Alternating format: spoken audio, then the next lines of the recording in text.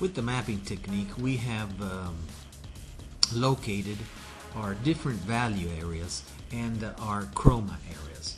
But we can go a step further now, and we can classify also the different body chroma and with its intensity, and of course the different enamels that we need to apply to this case.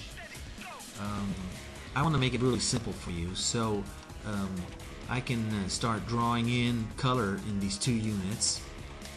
And as you see now, we have where the body will come, the green with some more intensity of green spots, and also for the enamels we do have different colors like this darker blue.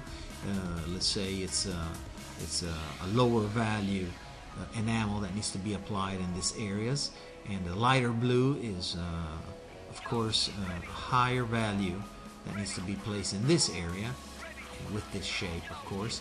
And where you see this violet, of course, it will be even a more lower value compared to the two that I just complete this picture. So I'll repeat: body chroma with different intensities, and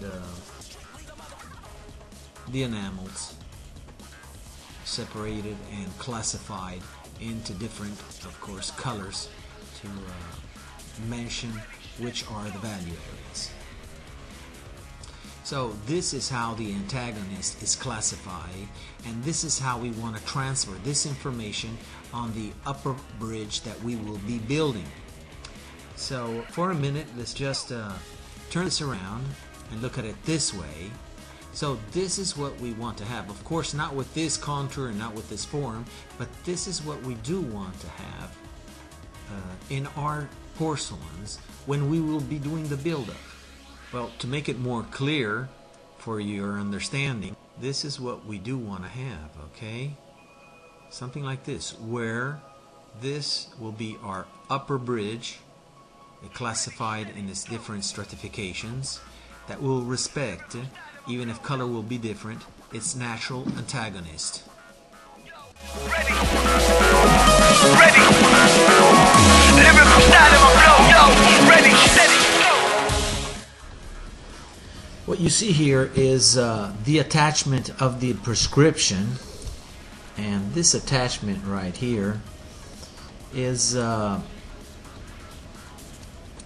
it's a document which is sent in after the metal try-in, which has a date on it, and it tells me the case when it has been controlled by the doctor, if it is suitable or not.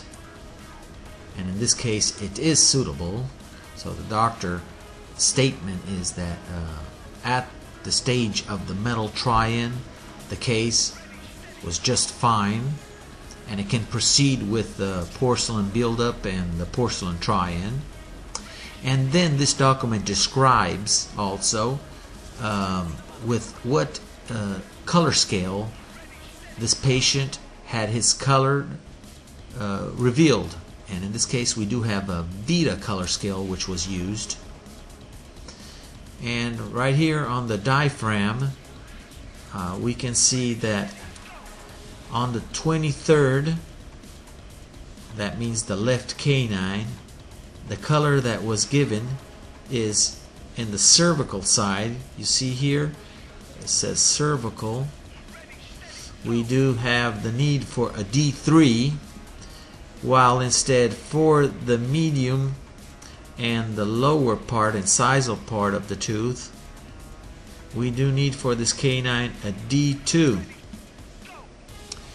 Instead, for the 24, that means the premolars all the way back to the molar, an A2 color will just be fine. It does tell me that the bite, in this case it's the occlusal bite, has been taken with resin. It was taken with Duralye, and that there has been a yes marked here that says that there has been a repositioning impression done and taken. Other information is for when there will be the ceramic tryout, and here it is. It's asking for the 15th at 15th of December at 6 o'clock. And again, on the K9 it shows me that it wants a D3 in the cervical area and a D2 on the third and on the incisal area. And concerning the premolar, it does want an A2 all over, and the same is being asked for the molar. At the end, the doctor does put his signature here on this document, and this is the way here in Europe we get things done, and this stays for 5 years. This document is kept for 5 years in our files, so we do know which procedure and step by step what kind of action was taken case by case. At this point I can show you how I have classified my body and what kind of porcelains will be used for this classification. We know that we will be using a D3 up here and a D2 in this area and A2 all the way to the back, but I will be using mostly body color, where you see the light green, mixed to a 20% of chromoline.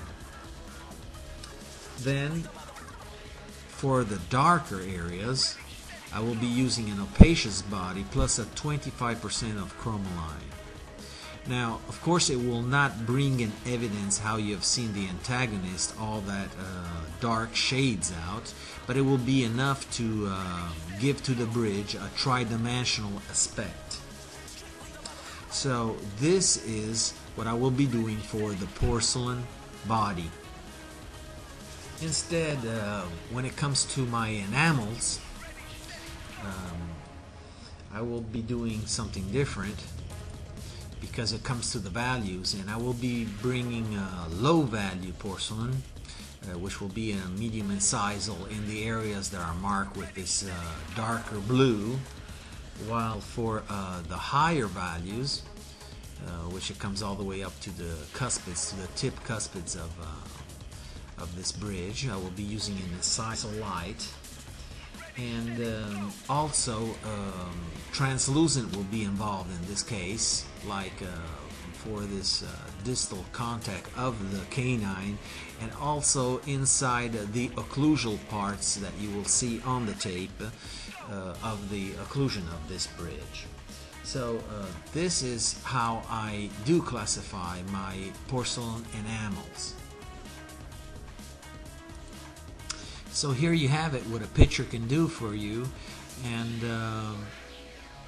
it's something that might seem a little bit twisted and complicated in the beginning, but I assure you that if you put this as a method inside your daily work, it will be helping a lot for your cases that are headaches in the lab and seem never to be satisfying what you're striving for. So we will proceed now. Once we have a clear idea, we will proceed with the case, and let's see what will come out from this.